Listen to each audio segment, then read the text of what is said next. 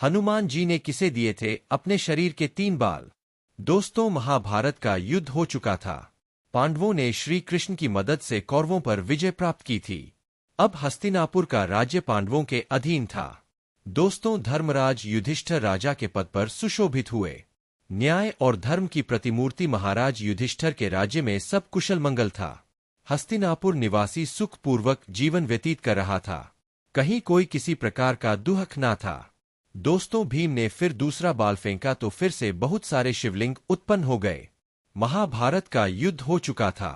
पांडवों ने श्री कृष्ण की मदद से कौरवों पर विजय प्राप्त की थी। अब हस्तिनापुर का राज्य पांडवों के अधीन था। दोस्तों, धर्मराज युधिष्ठिर राजा के पद पर सुशोभित हुए। न्याय और धर्म की प्रतिमूर्ति महाराज युधिष्ठिर के राज्य में सब कुशल मंगल था। हस्तिनापुर निवासी सुखपूर्वक जीवन व्यतीत कर रहा था। कहीं कोई किसी प्रकार का दुख ना था। एक दिन नारद मुनि राजा युधिष्ठिर के पास आए और कहा कि महाराज, आप यहाँ वैभवशाली जीवन जी रहे हैं, लेकिन वहाँ स्वर्ग में आपके पिता बड़े ही दुखी है। युधिष्ठिर ने नारद मुनि से पिता के दुखी होने का कारण पूछा तो उन्होंने बताया कि पांडु का सपना था कि वो राज्य में एक राजसूय यज्ञ कराए, लेकिन वो अपने जीवन काल में नहीं करा पाए। बस इसी बात से दुखी है।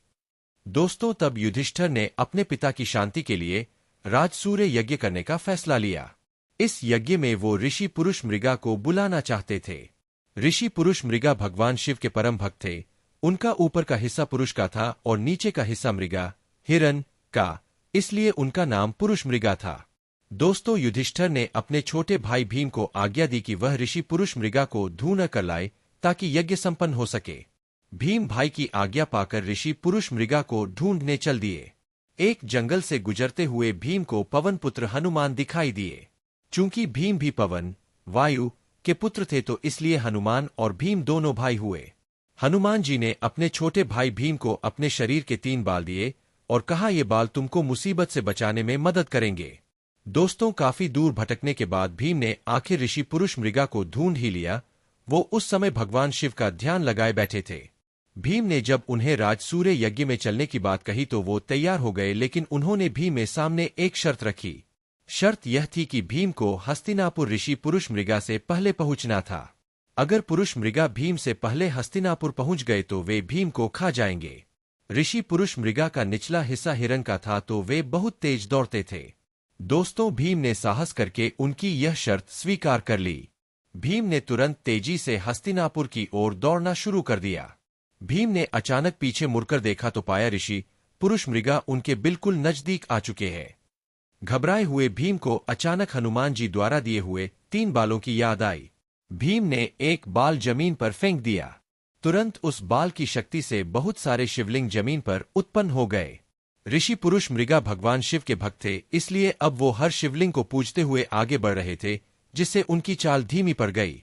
अब थोड़ी देर बाद भीम ने फिर दूसरा बाल फेंका तो फिर से बहुत सारे शिवलिंग उत्पन्न हो गए।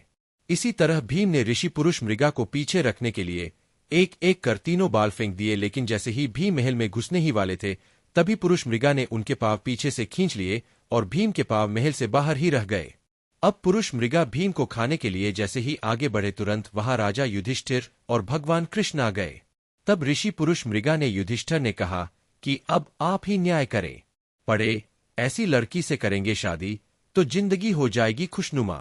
राजा युधिष्ठिर ने अपना फैसला सुनाया कि भीम के पांव ही महल से बाहर रहे थे, इसलिए आप भीम के सिर्फ पैर खा सकते हैं।